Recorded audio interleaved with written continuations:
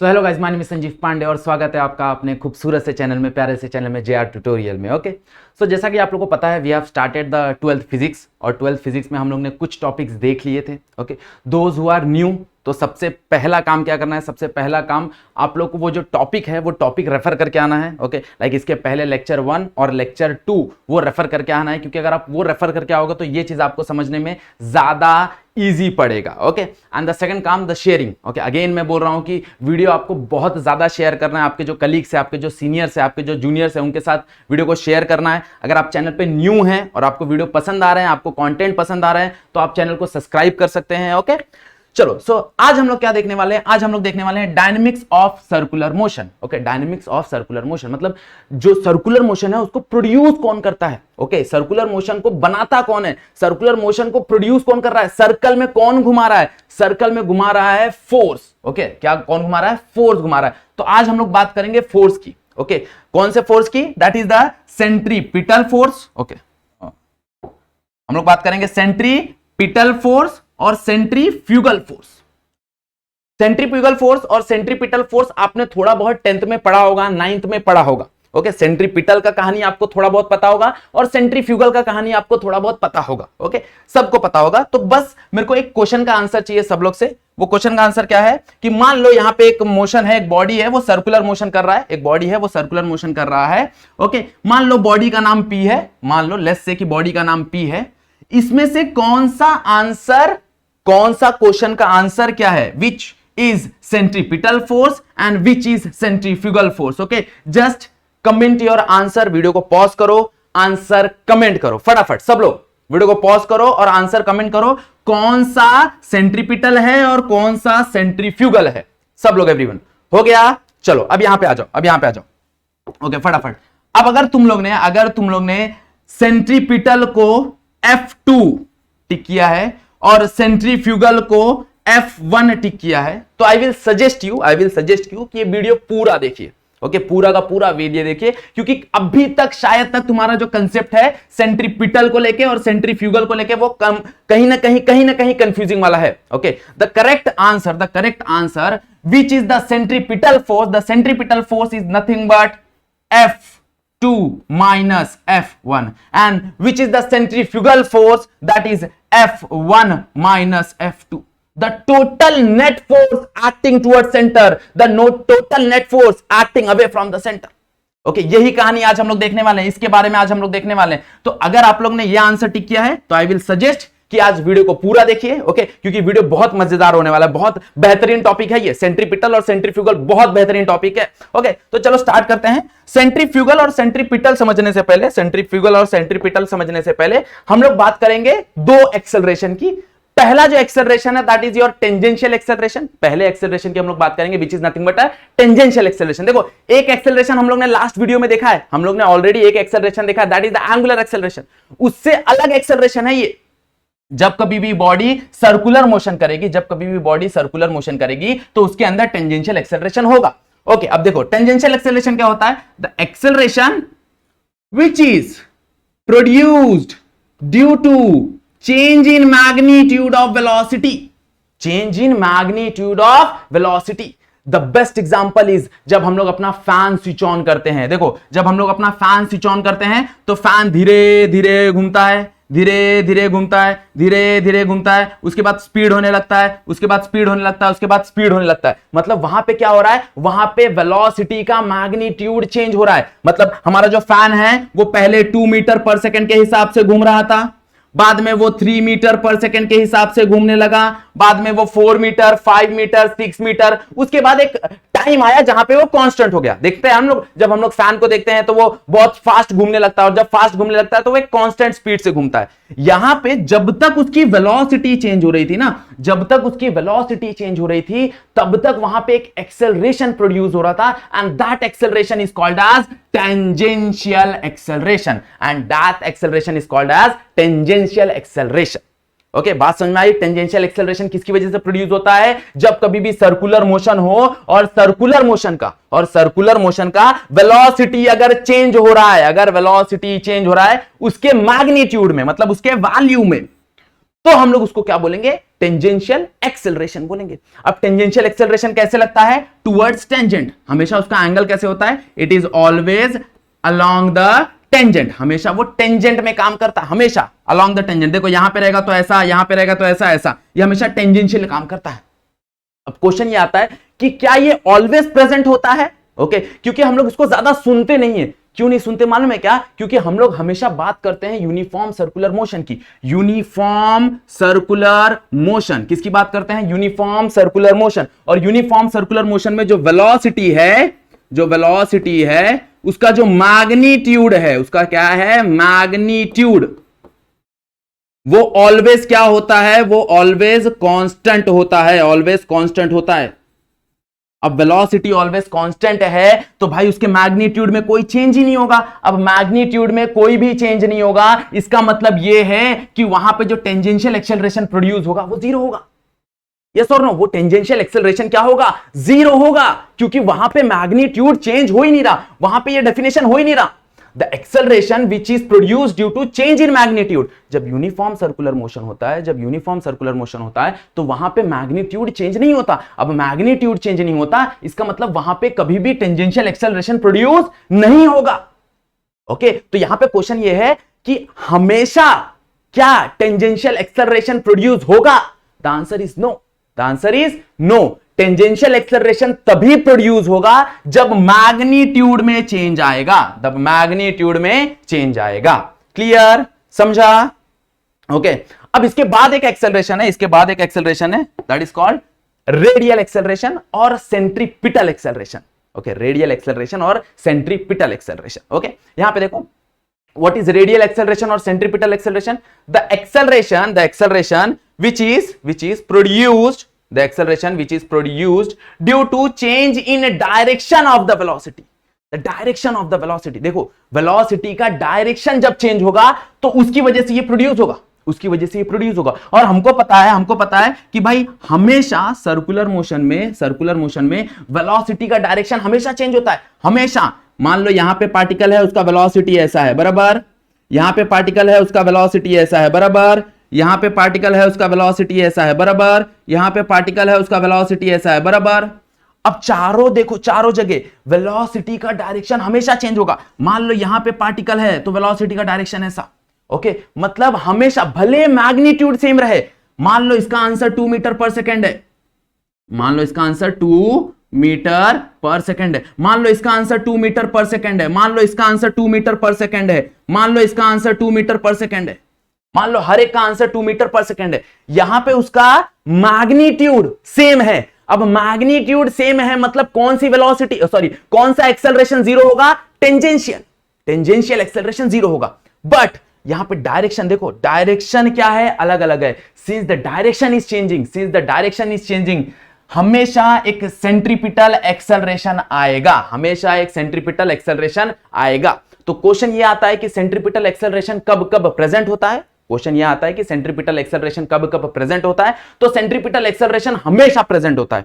अगर circular motion हो रहा है तो सेंट्रीपिटल एक्सेलरेशन प्रेजेंट होगा। डजंट मैटर वो यूनिफॉर्म है, वो नॉन यूनिफॉर्म है, डजंट मैटर, बिकॉज वेलोसिटी का डायरेक्शन हमेशा चेंज होगा। और अगर वेलोसिटी का डायरेक्शन हमेशा चेंज होगा तो सेंट्रीपिटल एक्सेलरेशन हमेशा आएगा।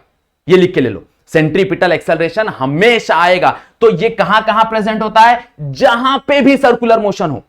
जरूरी नहीं है कि वो यूनिफॉर्म सर्कुलर मोशन हो या नॉन यूनिफॉर्म सर्कुलर मोशन हो, सेंट्रीपिटल एक्सेलरेशन हमेशा प्रेजेंट होगा। और वही सेंट्रीपिटल एक्सेलरेशन को हम बोलते हैं रेडियल एक्सेलरेशन। उसको ही हम लोग क्या बोलते हैं? Radial acceleration. बात समझ में आ गई सबको? एवरीवन पक्का? देखो, टेंजेंशियल एक्सेलरेशन हर टाइम प्रेजेंट नहीं होता। टेंजेंशियल एक्सेलरेशन जैसे ही मेरा यूसीएम आया, यूनिफॉर्म सर्कुलर मोशन आया, मेरा वैल्यू क्या हो जाएगा? जीरो। टेंजेंशियल एक्सेलरेशन गायब हो जाएगा। बट अगर मैं बात करूं सेंट्रीपिटल एक्सेलरेशन की तो ये कभी गायब नहीं होगा, कभी भी गायब नहीं होगा। ओके, ये हमेशा प्रेजेंट रहेगा। और इसका जो फॉर्मूला होता है वो फॉर्मूला क्या होता है? दैट इज ए आर, या फिर इसको रिप्रेजेंट करते हैं ए सी, और इसका फॉर्मूला होता है v square by r. This is the formula of centripetal acceleration, Clear? बात समझ में आ रही है? ओके, ये दो एक्सेलरेशन समझ गए ना, ये दो एक्सेलरेशन समझ गए तो सेंट्रीपिटल फोर्स और सेंट्रीफ्यूगल फोर्स समझ में आ जाएगा। Okay clear. अब सेंट्रीपिटल एक्सेलरेशन जनरेट हो रहा है, अब सेंट्रीपिटल एक्सेलरेशन जनरेट हो रहा है, तो एक्सेलरेशन को जनरेट वाला करता कौन है, जनरेट कौन कर रहा है? देखो एक्सेलरेशन कहां से आता है, एक्सेलरेशन आता है फोर्स की वजह से। ये सुनो, तुम लोग ने पढ़ा है force is equals to m a, force is equals to m a. ये जो एक्सेलरेशन प्रोड्यूस हो रहा है ये किसकी वजह से प्रोड्यूस हो रहा है? ये प्रोड्यूस हो रहा है फोर्स की वजह से। किसकी वजह से? फोर्स की वजह से, याद रखना। अब ये एक्सेलरेशन को प्रोड्यूस करने वाला कौन है? ये एक्सेलरेशन को प्रोड्यूस करने वाला है तुम्हारा सेंट्रीपिटल फोर्स। उस एक्सेलरेशन को कौन प्रोड्यूस कर रहा है? Centripetal force. मतलब कोई ऐसा फोर्स है जो हमेशा सर्कुलर मोशन का डायरेक्शन चेंज कर रहा है, and that is nothing but a centripetal force. That is nothing but a centripetal force. तो what is centripetal force? The net force acting towards centre during circular motion is called as centripetal force, is called as centripetal force, the net force। Okay, the net force, याद रखना। अगर मैं बाहर देखो, यहां पे important क्या होता है? यहां पे इंपॉर्टेंट होता है फ्रेम ऑफ रेफरेंस। ओके, यहां पे इंपॉर्टेंट है frame of reference, inertial frame of reference, non inertial frame of reference. अगर आप लोग ने इनर्शियल फ्रेम ऑफ रेफरेंस या non inertial frame of reference नहीं पढ़ा है तो मुझे कमेंट सेक्शन में बता दीजिए, हम लोग उसके ऊपर एक सेपरेट वीडियो बना देंगे। Non inertial frame of reference और इनर्शियल फ्रेम ऑफ रेफरेंस पे, सुडो फोर्स पे, रियल फोर्स पे, वो सारा चीज हम लोग कंप्लीट कर लेंगे। ओके, बट फिलहाल हम लोग इमेजिन करके चलते हैं कि आप लोग को पता है। तो ये बात कब होती है मालूम है? मान लो कि अगर कोई बाहर से ऑब्जर्व कर रहा है, मान लो कोई बाहर खड़ा है और यहां पे देख रहा है कि एक सर्कुलर मोशन हो रहा है, यहां पे देख रहा है कि एक सर्कुलर मोशन हो रहा है। अब ये बाहर खड़ा होकर क्या देखेगा कि यहां पे कोई बॉडी है और वो अंदर की तरफ डायरेक्टेड है। कहां डायरेक्टेड है? अंदर की तरफ डायरेक्टेड है, अंदर की तरफ, हमेशा अंदर की तरफ डायरेक्टेड होगी। मतलब यहां पे कोई बॉडी है, कहां पे डायरेक्टेड है? अंदर की तरफ। यहां पे कोई बॉडी है, कहां पे डायरेक्टेड है? अंदर की तरफ। यहां पे कोई बॉडी है, कहां पे डायरेक्टेड है? अंदर की तरफ।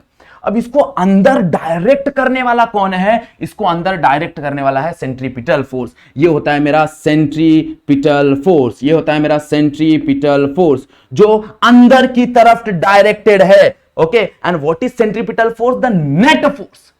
सारा का सारा फोर्स मिलाओ और अंदर की तरफ लगाओ, that is called the centripetal force, that is called the centripetal force. बात समझ में आ रही है सब एवरीवन? बात समझ में आ रही है? बहुत बढ़िया। ओके, देखो अब यही क्वेश्चन पहले वाला जो क्वेश्चन था उस पर ध्यान दो।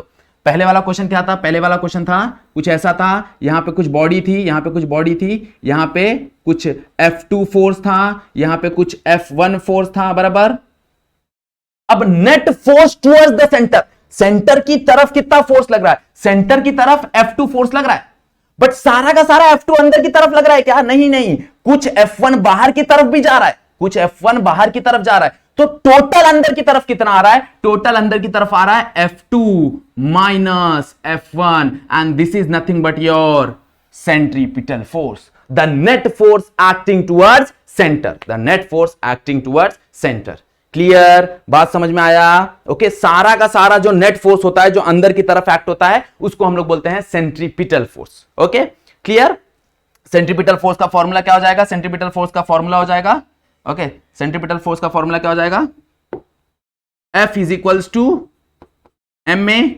यहां पे एक्सेलरेशन कौन सा लग रहा है? सेंट्रीपिटल एक्सेलरेशन, और सेंट्रीपिटल एक्सेलरेशन क्या होता है हमको पता है, that is mv² by r। This is the formula for centripetal force, this is the formula for centripetal force. Clear? बात समझ में आ गई एवरीवन? पक्का? आगे बढ़े? चलो बहुत बढ़िया। Okay, The next topic is a centrifugal force. The next topic is a centrifugal force. देखो centrifugal force की कहानी कब आती मालूम है क्या? जब वो जो कैरेक्टर है, जब वो ऑब्जर्वर है, वो खुद जाके सर्कुलर मोशन वाले बॉडी पे बैठ जाए। मतलब मान लो कि यहां पे एक जाइंट व्हील है, यहां पे एक जाइंट व्हील है, या फिर मान लो एक बड़ा सा सर्कुलर मोशन हो रहा है, मेरी गो राउंड है, मान लो मेरी गो राउंड है, और यहां पे मेरी गो राउंड पे वो पहले तो बाहर खड़ा था, बट अब क्या हो गया? अब वो वहां जाके बैठ जाए। अब क्या हो गया? वहां जाके वो बैठ जाए। अब वहां जाके अगर वो बैठ जाएगा, मान लो कि यहां जाके वो बैठ गया, और जैसे ही ये गोला घूमने लगेगा तो वो जो ऑब्जर्वर बैठा है वो बाहर की तरफ एक फोर्स फील करेगा, यस और नो? वो जो गोला गोला गोला घूम रहा है, तो ऑब्जर्वर जो है वो बाहर की तरफ एक फोर्स फील करेगा। यस और नो? हम लोग जब बैठते हैं, जब तुम लोग ने देखा रहेगा, जब जाइंट व्हील पे या फिर मेरी गो राउंड पे हम जब बैठते हैं, तो हमको बाहर की तरफ कुछ फील होता है। दैट बाहर की तरफ जो फील हो रहा है, that is the centrifugal force. That is the centrifugal force. तो सेंट्रीफ्यूगल फोर्स हम तभी डिसाइड कर सकते हैं, कब उसी टाइम डिफाइन कर सकते हैं जिस टाइम हम खुद उस ऑब्जेक्ट पे बैठे रहें या फिर हम खुद उस पार्टिकल पे बैठे रहें जो सर्कुलर मोशन कर रहा है। अगर मैं बाहर से खड़े होकर देखूंगा ना, तो बाहर से खड़े होकर मेरे को कभी भी सेंट्रीफ्यूगल फोर्स का एक्सपीरियंस नहीं होगा। सेंट्रीफ्यूगल फोर्स हम तभी डिफाइन कर सकते हैं जब हम उस बॉडी पे जाएं, जब हम उस खुद बॉडी पे बैठे रहें। ओके, तो what is centrifugal force? The net force acting away from the center during the circular motion. Okay, the net force acting away from the center. भाई सेंटर से सारा फोर्स बाहर की तरफ जा रहा है। मान लो सेम एग्जांपल, यहां पे बॉडी था, यहां पे एक फोर्स था F2, यहां पे एक फोर्स था F1। तो नेट फोर्स कितना होगा? नेट फोर्स जो बाहर की तरफ जा रहा है, देखो बाहर की तरफ F1 जा रहा है, बट उसको F2 थोड़ा खींच भी रहा है ना, तो the net force will be F1 minus F2। This is your centrifugal force. और सेंट्रीफ्यूगल फोर्स की कहानी इज अ सूडो कहानी। इसको सूडो फोर्स बोला जाता है। क्या बोला जाता है? सूडो फोर्स बोला जाता है। ओके, सो सूडो फोर्स की कहानी क्या है? बस ये अपोजिट डायरेक्शन में है, सेंट्रीपिटल से अपोजिट डायरेक्शन में है, इसीलिए यहां पे क्या आ जाता है? Minus mv²/r। Okay, formula will be same, कहानी will be same, story will be same. यहां पे माइनस क्यों आ जाता है? क्योंकि ये सेंट्रीपिटल से अपोजिट डायरेक्शन में है। ओके, अब तुम लोग इसको माइनस देना चाहो तो इसको माइनस दे सकते हो, सेंट्रीपिटल को माइनस देना चाहो तो सेंट्रीपिटल को माइनस दे सकते हो। किसी दोनों में से किसी एक फोर्स को माइनस देना पड़ेगा, क्योंकि दोनों एक दूसरे के अपोजिट डायरेक्शन में है। अगर सेंट्रीपिटल को माइनस दिया तो सेंट्रीफ्यूगल पॉजिटिव हो जाएगा, सेंट्रीफ्यूगल को माइनस दिया तो सेंट्रीपिटल पॉजिटिव हो जाएगा। ये सुनो, बट सेंट्रीफ्यूगल की कहानी तुम लोग तभी एप्लीकेबल कर सकते हो जब तुम खुद उस ऑब्जेक्ट में बैठे हो जो ऑब्जेक्ट सर्कुलर मोशन कर रहा है। जैसे कार, एक कार टर्न ले रही है। अब एक कार टर्न ले रही है तो मैं कार के अंदर बैठा हुआ हूं, तो मैं फील कर पाऊंगा सेंट्रीफ्यूगल फोर्स। अगर मैं बाहर खड़े होकर बोलूं कि गाड़ी के अंदर सेंट्रीफ्यूगल फोर्स लग रहा है, that is wrong, that is not totally correct. Okay, wrong नहीं बोल सकते, बट वो टोटली करेक्ट नहीं होगा। टोटल अगर करेक्ट होना है सेंट्रीफ्यूगल के टर्म में, तो हमको खुद उस गाड़ी में बैठना पड़ेगा। ओके, जैसे तुमने एग्जांपल सुना रहेगा, सेंट्रीफ्यूगल फोर्स का एग्जांपल, सबसे बेस्ट एग्जांपल है वॉशिंग मशीन। ये सुनो, सेंट्रीफ्यूगल फोर्स का सबसे बेस्ट एग्जांपल तुम लोग ने वॉशिंग मशीन सुना रहेगा। अब उस वॉशिंग मशीन में क्या हो रहा है? उस वॉशिंग मशीन में क्या है? ये जो कपड़े हैं ना, ये कपड़े ऑब्जर्वर हैं। उस कपड़े के जगह अपने आप को इमेजिन करो, और जब वॉशिंग मशीन घूमेगा तो कपड़े साइड में चिपक जाते हैं, तो हम साइड में चिपक जाएंगे, क्योंकि हमने कपड़े को अपने टर्म में रिप्लेस कर लिया। हम उस कपड़े की जगह चले गए। अगर मैं बाहर से खड़े होकर बोलूं कि इसके ऊपर सेंट्रीफ्यूगल फोर्स लग रहा है, that is wrong, that is wrong. वो हम लोग टोटली करेक्ट नहीं हो सकते। हमको अगर बोलना है कि इस बॉडी पे सेंट्रीफ्यूगल फोर्स लग रहा है, तो ऑब्जर्वर को खुद उस बॉडी के अंदर जाना पड़ेगा, और जैसे ही ऑब्जर्वर खुद उस बॉडी के अंदर जाएगा, वो एक्सपीरियंस करेगा outward force, and that outward force is called as centrifugal force, and that outward force is called as centrifugal force. Clear? बात समझ में आ गई सबको? Centripetal, centrifugal, tangential acceleration, radial acceleration. Okay, देखो टेंजेंशियल एक्सेलरेशन हमेशा present होगा ऐसा जरूरी नहीं है। जब मैग्नीट्यूड चेंज हो रहा है तब प्रेजेंट होगा, जब मैग्नीट्यूड चेंज नहीं हो रहा है तब प्रेजेंट नहीं होगा। टेंजेंशियल हो गया। रेडियल एक्सेलरेशन, सेंट्रीपिटल एक्सेलरेशन हमेशा प्रेजेंट होगा, हमेशा, और वही क्रिएट करता है सेंट्रीपिटल फोर्स। और सेंट्रीफ्यूगल फोर्स बोले तो बाहर, सेंट्रीपिटल फोर्स बोले तो अंदर। ये थोड़ा इनकम्प्लीट है। सेंट्रीपिटल बोले तो the net force acting towards and अंदर की तरफ, एंड सेंट्रीफ्यूगल बोलते हैं net force acting away from, away, the net force away. बात समझ में आ रही है एवरीवन? पक्का? और फ्रेम ऑफ रेफरेंस इंपॉर्टेंट है कि हम अपने आप को कहां पे रख रहे हैं। अगर मैं बाहर खड़ा हूं तो सेंट्रीपिटल, और अगर मैं अंदर हूं तो सेंट्रीफ्यूगल। क्लियर? बात समझ में आ रहा है सबको? Okay, the frame of reference is very important. Again I am saying कि अगर तुमको कंसेप्ट क्लियर नहीं है, what is inertial frame of reference, what is non inertial frame of reference, तो मेरे को कमेंट बॉक्स में जरूर बताना, मैं उसके ऊपर एक अलग सेपरेट वीडियो बना दूंगा। Clear everyone? समझ में आ गया सबको? वेरी गुड, बहुत बढ़िया। ओके, सो आई होप कि तुम लोग को सेंट्रीपिटल और सेंट्रीफ्यूगल की कहानी क्लियर हो गई होगी। अब कोई कंफ्यूजन नहीं होगा कि कब सेंट्रीपिटल अप्लाई करना है, कब सेंट्रीफ्यूगल अप्लाई करना है। यस और नो? ओके, क्लियर हो गया सबको?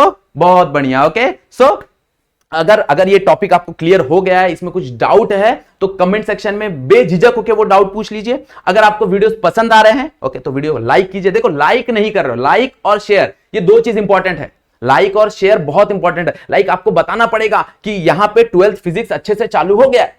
ओके, तो वो चीज जरूर कीजिए। ओके, और अगर आप चैनल पे फर्स्ट टाइम है, अगर आप चैनल पे नए हैं तो चैनल को सब्सक्राइब जरूर कीजिए। क्लियर? सो आज का टॉपिक हम लोग यहीं पे एंड करते हैं। नेक्स्ट टॉपिक हम लोग स्टार्ट करेंगे the application. Next topic we will start with the application. Okay, clear? So आज का लेक्चर यहीं पे एंड करें हम लोग। ओके, चलो, सो आज का लेक्चर यहीं पे एंड करते हैं। आज के लिए बस इतना ही। That's it for today. Thank you so much.